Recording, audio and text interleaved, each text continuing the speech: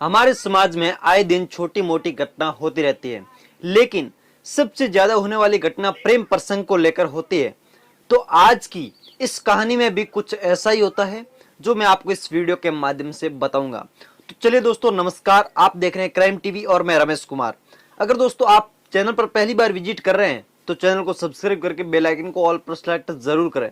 तो चलिए वीडियो को स्टार्ट करते हैं। ये कहानी राजस्थान के अजमेर जिले की है। अजमेर जिले के अंदर एक छोटा सा कस्बा है ब्यावर, जो कि अजमेर से 60 किलोमीटर की दूरी पर है। ब्यावर कस्बे में एक कॉलोनी थी, चौहान कॉलोनी, जिसमें रहने वाले राम बूच जिसका नाम था, जिसके 3 बेटे और एक बेटी थी जिसका नाम था मोना। तो मोना जब धीरे धीरे बड़ी हुई तो उसी के परिवार के एक पाली जिले के लड़के से उसकी शादी कर दी गई।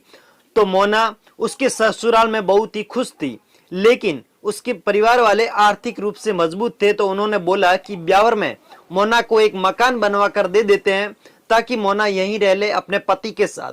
लेकिन ये बात जब मोना ने अपने पति को बताई कि मेरे पिताजी, मेरे पापा जो हैं अपने को मकान बनवा कर दे रहे हैं ब्यावर में, अपन दोनों वहां रह लेते हैं। लेकिन मोना के हस्बैंड को ये कदापि पसंद नहीं था, क्योंकि उसके मोना के मतलब ससुर यानी कि मोना के हस्बैंड के पिताजी का देहांत हो चुका था काफी समय पहले। तो उनकी माँ विधवा थी, उनको अकेला नहीं छोड़ना चाहता था मोना का हस्बैंड। इसलिए उन्होंने साफ साफ मना कर दिया कि मैं ब्यावर में नहीं रहूंगा, घर जमाई बनकर वहां मैं रहना पसंद नहीं करूंगा। तो इस बात को लेकर मोना अपने पति से रोज झगड़ती, काफी दिन तक झगड़ा चला, लेकिन पति इस बात को मानने को तैयार कभी नहीं हुआ, क्योंकि वो अपनी विधवा माँ को कभी अकेला छोड़ना नहीं चाहता था, जिसकी वजह से वो कभी हाँ नहीं कर सका।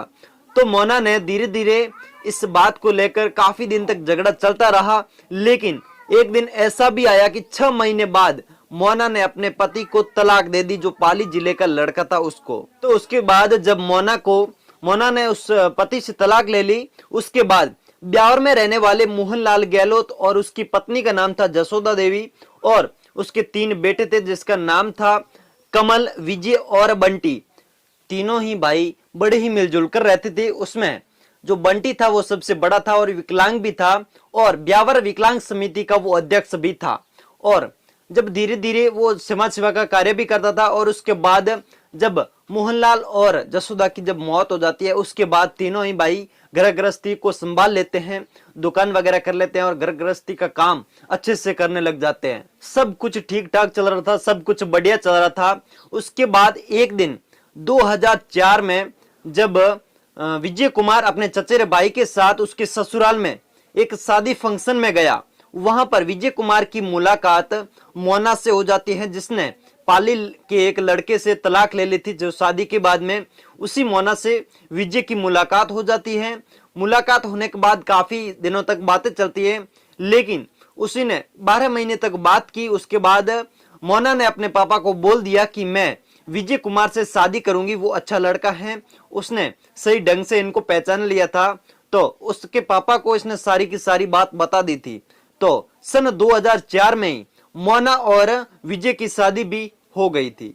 फिर मोना और विजय का परिवार काफी ढंग से चलने लग गया, दोनों को अपना अपना प्यार मिल गया। उसके बाद शादी की पहली वर्षगांठ से पहले मोना के एक लड़का हो गया, जिसका नाम भी नितेश रखा गया था। तो घर गृहस्थी अच्छी चल रही थी, लेकिन मोना ने जो बात पाली के लड़के के साथ बताई, वही बात विजय के साथ भी करने लगी। तो विजय के माँ बाप नहीं थे, मम्मी पापा नहीं थे, जिसकी वजह से वो अपने ही कहने पर विजय को उसके मकान में ले गई, जो अलग बनवा के उसके पापा ने दिया। उसी के मकान में दोनों ही रहने लगे। तो विजय कुमार की एक फोटो फ्रेम की दुकान थी, जहां पर वो सुबह जाता और शाम को लौट आता।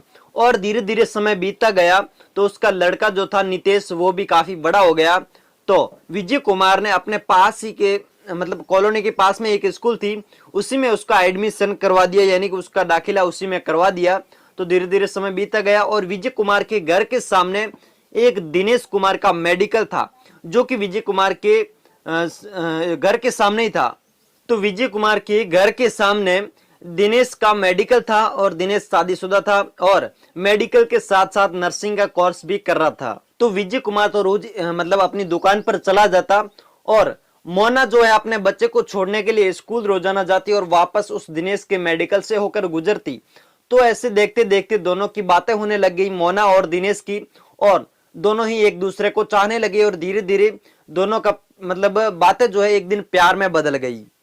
तो एक दिन क्या हुआ कि दिनेश को मोना ने अपने घर पर चाय पीने के लिए बुलाया और काफी देर तक बातें की और लुक छिप कर दोनों ही मिलने लगे। ऐसे करते करते काफी समय बीत गया। ऐसे ही करते करते काफी समय बीत गया और मोना अपने विजय को नहीं चाहने लगी और दिनेश भी अपनी पत्नी को काफी मतलब हद तक नहीं चाहने लगा।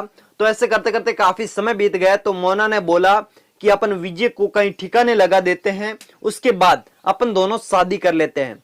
ऐसा करके उस दोनों ने एक बड़ी सी योजना बना ली। तो दिनेश ने मोना से बोला कि तुम चिंता मत करो, मेरे माइंड में एक ऐसा आइडिया है जिसके माध्यम से अपन इसको ठिकाने लगा देंगे तो किसी को कोई भी डाउट नहीं होगा। तो दिनेश ने बताया कि पहले हम इसकी हत्या घर में कर देंगे, उसके बाद इसकी लाश को रोड के पास फेंक देंगे, उसके बाद इसकी जो बाइक है विजय की उसी को वहां पर छोड़ देंगे तो सबको लगेगा कि इसका एक्सीडेंट हो गया है। और काफी समय बीत जाने के बाद अपन दोनों नाथा प्रथा से शादी कर लेंगे। योजना को किस तरह अंजाम देना है ये दोनों ने तय कर लिया। उसके बाद विजय कुमार ने अपनी पत्नी से गोवर्धन पूजा के दिन 16 अक्टूबर 2016 को बोला कि अपन दोनों बंटी और कमल के घर चलते हैं। जो विजय कुमार के दोनों भाई थे उसके घर गोवर्धन पूजा के दिन उसको मोना को चलने को बोला। तो मोना ने बोला कि आप लोग चले जाओ, मेरी तबीयत ठीक नहीं है, मैं और कभी चले जाऊंगी, आप जाके आ जाओ। तो विजय कुमार को जब उसकी पत्नी मोना ने ऐसा बोला कि मेरी तबीयत ठीक नहीं है तो विजय कुमार अकेला ही वहां पर अपनी बाइक लेकर चल दिया और दिन भर वहां रहा। और शाम को जब मोना उसको पता था कि मोना अकेली है तो वो शाम को 7 बजे घर लौट आया और खाना वगैरह खा के 10 बजे तक सो गया। तो जब विजय कुमार घर पर आकर सो गया तो मोना उस दिनेश को इशारा दे रही थी। जो सामने वाला मेडिकल था वो 10 बजे तक चालू था। तो उसके इशारे पाकर जब मोना ने बोला कि अब आप घर पर आ जाइए, वो सो गए हैं, तो दिनेश अपने मेडिकल में पड़ा हथौड़ा लेकर उसके घर पर आ गया और विजय कुमार सो रहा था तो उसके सिर पर हथौड़े से वार किया तो विजय कुमार का सिर फट गया। और उसके बाद विजय कुमार की पत्नी मोना ने भी चाकू से वार करते हुए उसके गले को रेत दिया। उसके बाद विजय कुमार की मौत हो गई। तो विजय कुमार की मौत तो हो चुकी थी। उसके बाद दिनेश ने अपनी स्कॉर्पियो गाड़ी को गैरेज से ले आया और विजय कुमार की लाश को गाड़ी में रख दी और उसके साथ एक दारू का पौवा भी ले आया जो कि स्कॉर्पियो में रख दिया। उसके बाद उस लाश को रोड के मतलब किनारे जाकर फेंक आया। उसके बाद जब स्कॉर्पियो वापस लेकर आ गया लेकिन अंधेरा था जिसकी वजह से उनको ये पता नहीं चला कि जो विजय कुमार ने जूते पहन रखे थे वो जूते वहीं रह गए थे। इतना उसने ध्यान नहीं रखा। तो वो वापस आकर उस विजय कुमार की बाइक को भी वहां पर छोड़ आया रोड के किनारे। उधर जब उसका भाई जो है कमल उसको कॉल मिला रहा था लेकिन जब विजय कॉल नहीं अटेंड कर पा रहा था तो उसको पता चल गया था कि विजय कहीं ना कहीं घर नहीं पहुंचा है, जिसकी वजह से वो कॉल अटेंड नहीं कर पा रहा है। जहां पर लाश फेंकी थी वहां पर पुलिस भी इधर उधर गश्त लगा रही थी, उधर उधर गाड़ी को घुमा रही थी। तो रोड के पास में एक फोन बज रहा था तो पुलिस ने फटाक से वहां जाके कॉल को अटेंड किया। तो पुलिस ने बताया कमल को कि यहाँ पर लाश पड़ी है और एक बाइक का एक्सीडेंट हो गया है, लेकिन ये बंदा कौन है हम जान नहीं पा रहे, आप लोग यहाँ जल्दी से पहुंचे। तो कमल वहां पर जल्दी से पहुंच गया। तो उसके पास में एक पौवा पड़ा था। तो कमल ने बताया कि मेरा भाई कभी दारू नहीं पीता है और बाइक भी काफी दूर तक पड़ी है, तो हो सकता है ये एक्सीडेंट नहीं है, लेकिन आप इसकी जांच पड़ताल करें, ऐसा पुलिस को बोला गया कमल ने। पुलिस ने बड़ी पूछताछ के बाद इधर उधर करके विजय कुमार के घर पर पहुंची तो मोना घर पर नहीं थी, वो अपने पापा के घर पर चली गई थी लॉक लगा के। तो पुलिस ने उसको पूछा कि आप लोग वहां कैसे गए, तो बोला कि विजय कुमार घर पर नहीं आए थे जिसकी वजह से मैं वहां पर चली गई थी, मुझे अकेली को डर सा लग रहा था। लेकिन जब विजय कुमार के जब जूते वहां पड़े दिखाई दिए तो पुलिस ने पूछा ये जूते यहाँ पर कैसे आए। तो उसके बाद मोना ने साफ साफ बता दिया कि उसकी प्लानिंग क्या थी और विजय की हत्या भी उसी ने की थी। तो साफ साफ उसी को बता दिया था कि मैंने दिनेश कुमार के साथ मिलकर ऐसा काम किया था। तो पुलिस ने उन दोनों को गिरफ्तार कर लिया गया था। तो ऐसी ही कहानियां देखने के लिए आप हमारे चैनल को सब्सक्राइब जरूर करें और वीडियो को अभी तक लाइक नहीं किया है तो वीडियो को लाइक जरूर करें।